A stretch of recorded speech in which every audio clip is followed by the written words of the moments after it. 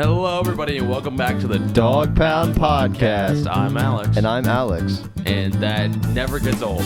Never gets old. It's our signature opener. And people It expect Continuity. continuity. Is that the right word for it? Yes. No, it's not. I'm joined with Alex in the new studio today. This is exciting. Yes, this is our first time recording in the new studio. We've got a fancy new podcast system right here. DLZ.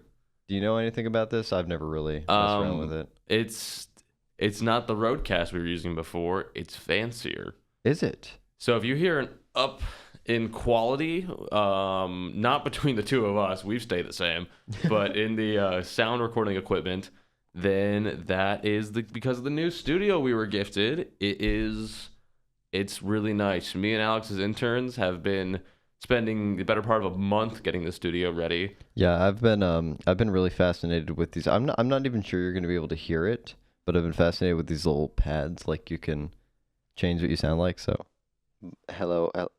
Wait. Are you on the telephone? It's working now. Huh. I'm joined on the set with Alvin and Chipmunks. Christmas time is here. All right, there's none of that. Hopefully you heard the actual effects. If you didn't hear that, we're cutting it. It's mad embarrassing.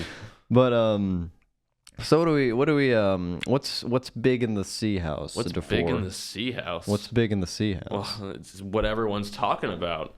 Say it with me. Tell me, Tony. What's everyone talking about? Okay, the Sting. The prom! Yay! It's prom. It's senior prom for us. This is our first prom we're going to because we didn't end up going to our junior prom, which I'm sad about.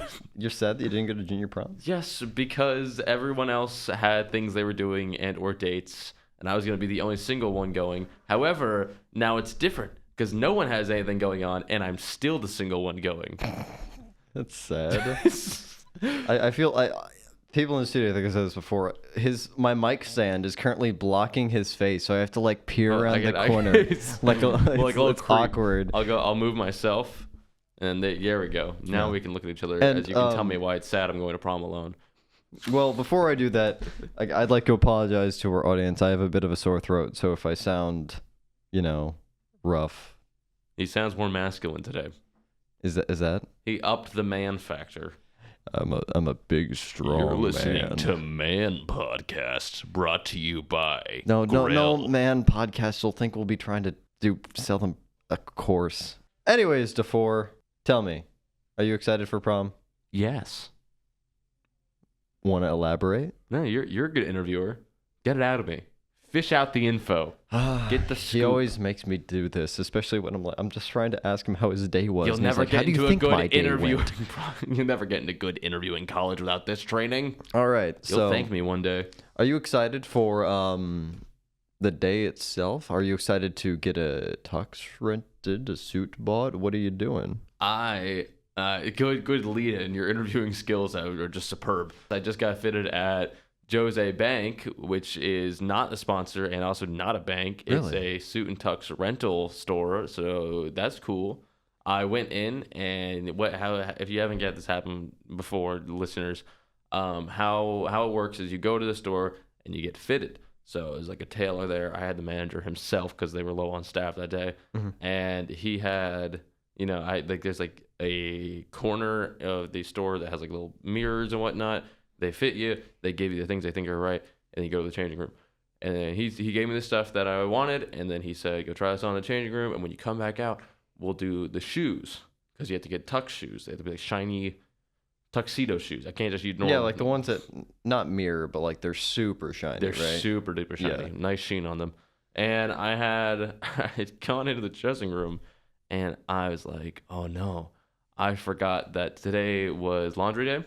And I have these socks that I wear every time that I run out of socks. It's my last ditch effort, they're black and red and just have like a bunch of iconography of scrambled eggs and like bacon on them. They're my breakfast socks. Funny. They're my party socks. So I had to sheepishly walk out of the changing room to the entire store because it's a corner of the store you get fitted in, wearing breakfast socks. And I felt like such an adult, too, going in there. I was like, I knew exactly what I wanted. He was talking about, like, shawls and one button versus two buttons and double-breasted jackets and whatnot. And I was like, I was answering it so well, and then that ruined all my aura. Aura. Why did I say aura? I'm keeping it in. No. So what's the theme for prom? The theme for prom is to the moon and back. What does this entail for? Well, I think they pick a lucky winner from the student body to go sent to the moon with their date, and they got to come back. I feel like we could spend that money doing something. $75 a student is pretty cheap for that. No, just sending someone to space has got to be pretty expensive. First high school student on the moon. That's going to be central. The space race of the high schools. Make it happen. I knew we could beat North. I just knew it. I knew it. Is North the Soviet Union? I guess. You know, if they're doing to the moon and back, I hope they play like Blue Moon. What's that one? The Blue Moon, you saw me standing alone. Yeah, okay, yeah. I remember that now. What is it? I really like I'm a big horror movie fan. Little known fact about me. Actually, semi-known fact about me. I am not a horror movie fan. Semi-known fact about me. And An American Werewolf from London. It's a horror comedy, and it has that song over one of the best monster transformations in like anything. Oh. Great movie if you want to watch it. Well, make sure you're of age. Of course, I got to say this. Make sure you're of age. It's rated R, but it's a very good movie. Do you feel lucky, DeFore? Why, yes, I do. Why do you feel lucky? I feel lucky because I'm a senior at the C House. I got to spend 4 great years of high school at Forsyth Central High School. Yeah. Do you feel lucky for the same reason? I feel very lucky because we say this so much on the podcast, but it's because we really want to drive it home. Central is a wonderful school. I'm happy to be a student at Central. I know you're happy to be a student at Central. Of course, I'm out of district, so this was a choice that I made. I technically am out of district too now. I wasn't the freshman year, but now I think we're scheduled to the West. But this is a choice that I made. I wanted to go to Central. Both my parents went to Central. Central is a lovely school that cultivates such an atmosphere. I know a lot. You hear this a lot about family, but Central really is a family. There's a certain connection with the student body, and I think it's a wonderful thing. We're like the Fast and Furious of schools. I've never seen a Fast and Furious movie. Me neither. But we both knew about family. That's really how important it is. That's how important it is. So why do you feel lucky to be at the C House? Like give off some reasons. Some reasons? Well, again, we mention it every episode, but it allowed me to pursue film with the Central Film Academy, which was a big thing. But on a less personal sort of note, that's not the only thing the C House allows you to pursue. It allows you to pursue whatever your interest may be. I feel like that's a problem in a lot of modern high schools, but one that Central does very well is it's cultivating, it's really leading you into what you want to do. There are so many different pathways, so many different things that if you have an interest in it, you can probably figure out what to do for it at the C House. You can set yourself up for going into higher education. There's just so much that you can do at the C House, whatever your interest may be. There's many community-based services offered at Central. Let's see, there's the Bulldog Giving Center. That one is the one that hosts the Boxes of Love. If anyone doesn't know, Central asks for donations of food and I think basic hygiene necessities and whatnot that you can. Yeah. I think they are delivered to 25 to 30 families by staff. They're prepared weekly. I think we have a whole pantry of food, just if you didn't know about it, in the 100 hall. It's a really cool place. Yeah, I remember once or twice me and my dad actually dropped it off. So yeah, I remember I think I did it for National Honor Society, that they had a donation for it, and you're supposed to give it to the teacher, but they said if you have to give it after, just hand it in directly to the place. And I was like, where is this? So I went to the front office, the old front office, and they were like, oh yeah, just go into that room and whatnot. I walk in. It's really weird because like it looks like it's a janitor's closet, and you walk in and there's like an entire room just full of food, and it was stocked to the brim, and there was just people working in there. I was like, what is this? Yeah, but it's massive. I think also the Giving Center is the one that hosts the annual free thrifting extravaganza. If not the Giving Center itself, definitely Miss Cole, who's a big part of both. Definitely, yes. We work with her every year for that. Usually we film it. She is such a delight. She, if you don't know, runs the wellness center over on West in what is known as the Well. If you need to take a break and just school is too much right now, you can relax. You can go to sleep if need be. She offers yoga and meditation, usually during wellness, I believe. Yeah. And she is just a saint. She is great. Yeah. And the fact that we even have something like that at Central, really speaks volumes. The fact that Central is so committed to ensuring that its students are healthy and just doing well it's a wonderful thing. So another interesting thing about March is that it is actually Women's History Month. I think is it the whole month of March itself? I believe or it is the whole month over of March. 2 months, sort of like Black History Month. I believe it's the whole month of March. Well, either way, it's Women's History Month. And that's really a celebration of very impressive women throughout history, women who have made important contributions, just throughout the history of the world. And for this, we have our resident student interviewer, Samantha Smith, talking to students about what their favorite women throughout history are. Let's roll the clip. Take it away, Samantha. I think women in history that have impacted me the most are moms. My mom specifically, because she's strong and sacrificed so much for me to do things. And now as a mother, I see the impact that moms have on shaping our lives and making things fun and helping us when stuff is challenging. So moms, they do a lot. We wouldn't be here without them. My woman in history is Pat Summitt. She has impacted my life due to the changes she's made for women's basketball, women's sports in college. She just put so much effort into making women's sports be known that it really helped us women coaches come into the field and make a difference in the lives of women athletes.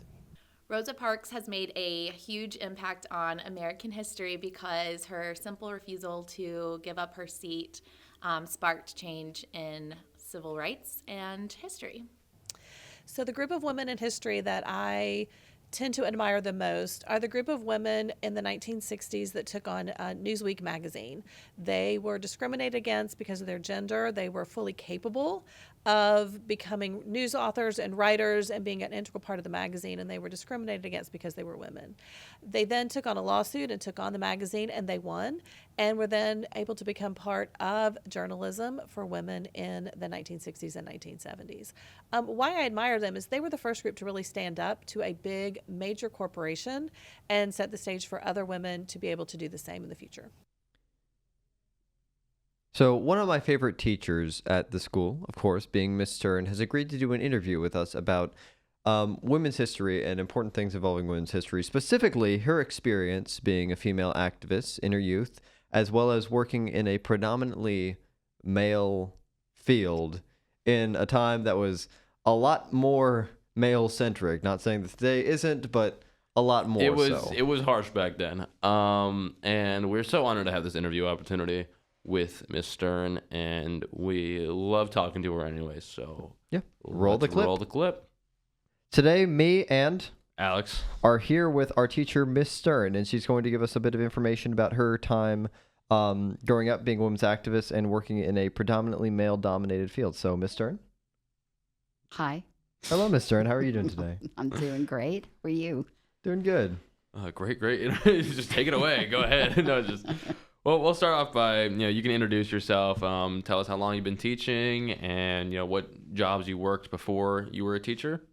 Well, I long-term subbed for a few years over at South, and I started teaching at Denmark about 9 years ago, and decided to be a teacher after a long career in broadcasting and filmmaking and marketing. And one of my former companies was HBO, Turner Entertainment, and I did work at HBO Sports, and yes, it was very male dominated. Yeah. And this is just a little thing I know. You also did work at Cartoon Network for a little bit, right? Yes, I did. That's one that everyone said, like, oh my God, Cartoon Network? Yeah. Well, when you work at Turner Studios, you actually work with a lot of the different components that make TBS and Turner Sports, TNT. Yeah. That's the one in Atlanta, right? Yes.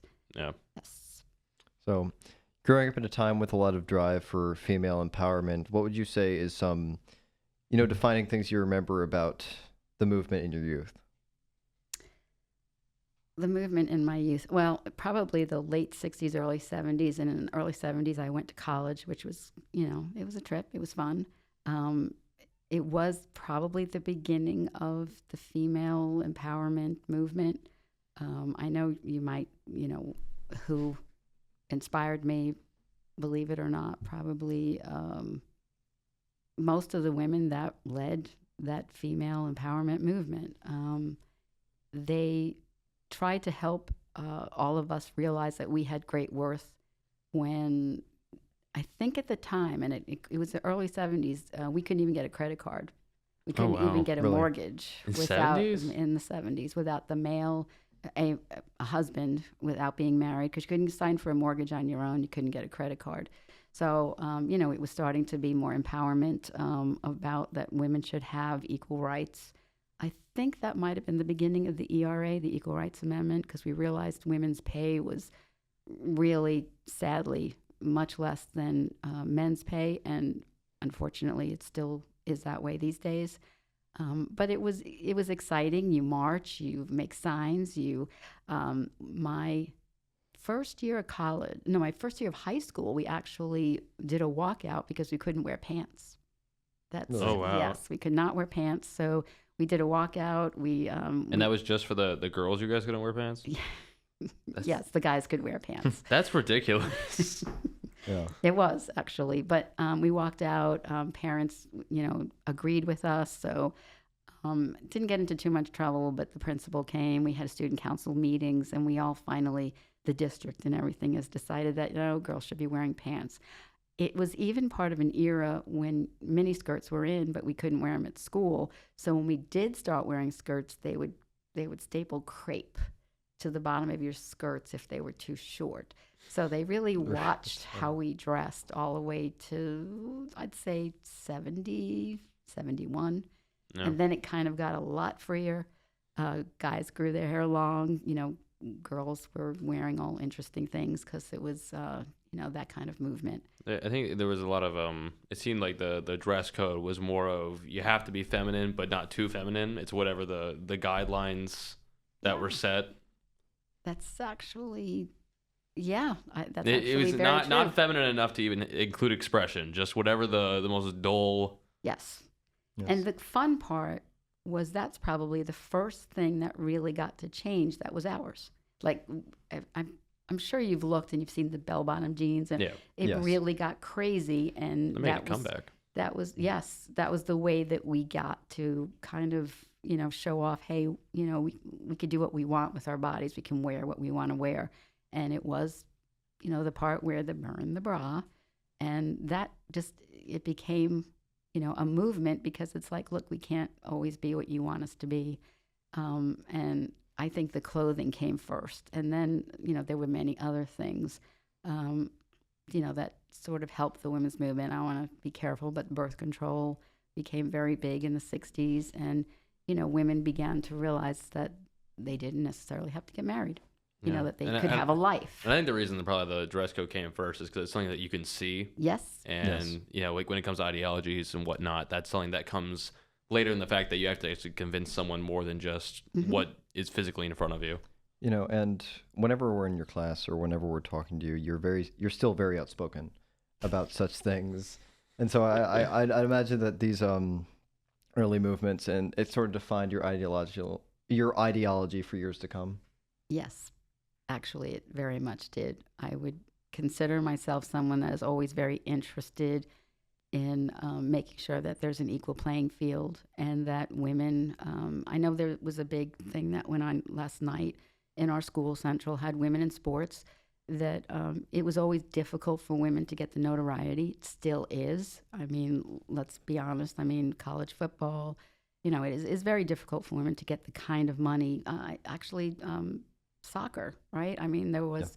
I can't remember her name all of a sudden, but she pushed for, equality, equal pay in the soccer league. And the women were title holders twice, I believe. Yeah. And it took a long time for them to get equal pay. So yes, and I do believe that there should be more of an equality among the genders. You mentioned working with television networks and HBO Sports, you said. Mm-hmm. what were some issues that you faced, or things that held you back in this sort of work? It was very male dominated, especially the sports area. And also I was a production manager and the only female production manager at the time. Actually, there was another person that came over. And the union members, because it was New York, I was in New York, and the union members and walking around New York is very male dominated. Yeah. They weren't afraid to make comments about your body, no matter who they were. And usually it was a physical part of your body, and usually an inappropriate physical part of your body. So yes, it was difficult. And that's why I tell women now and the students now and the female students that you have to be very proud of who you are. You have to give it your best, and you've got to learn some coping mechanisms, because it's going to always be that you're a woman and you're different and maybe you're weaker. And so it's hard. And, I almost had to give it back to them all the time. And my mother always made fun of me because she used to say, you never cursed until you started working in that field. And it's true. I became a potty mouth when I started work. I had to give it back. It was difficult. It was very hard to just be, my feminine wiles. You had to be a little bit tough and rough. And sometimes, and frankly, it does work. I mean, you can't show too much emotion and let it get to you, because if you do, they would just do it more, obviously. They were trying to get to you. Yeah. Some of them didn't want you to be there. Many of them didn't want you to be there. But then after a while, it did get better. That's good. What decade would you say would have been like the big 80s. push? 80s? 80s. Mm-hmm. 80s. Yeah, I The could see 70s that. were rough. The 80s were better. 90s were even better. I would still say, though, there's not equal pay. Yeah. For the same positions, I got paid less. Documented. There's data, supporting that. I think teachers is a good profession in that, obviously, usually it's the same with men and women, which is kind of nice. I think there are other now professions that have become better. I think CEOs are still issues. Nursing, doctors. I think, it's still an issue. I mean, I personally would prefer the salaries be much more equal. In fact, be equal. But I think we can look up some data that it is not in every profession. Yeah. Well, everything you said today is very inspiring, very nice to hear from someone who had actual experience, and especially back in these big pushes for equality. And it's been lovely to have you on today. Thank you. Thank you. This was fun. Yeah. All right. We'll take it back to future us in the studio. Thank you so much, Miss Stern. Thanks so much. And thank you guys for listening. Wonderful interview with Miss Stern. We're delighted to have her on the podcast. Yes, as always. But I think that's all the time we have for today, Do you hear folks. that? I hear the ending music coming in. Do you hear it? Ever since wait. And wait, never mind. It went away. Wait. It's gone. It's going back. There. Wow. It's been a delight having you listen, people. We love you. I love he that loves the- you. I love I said that the- we, so it doesn't matter, but All right. Bye bye.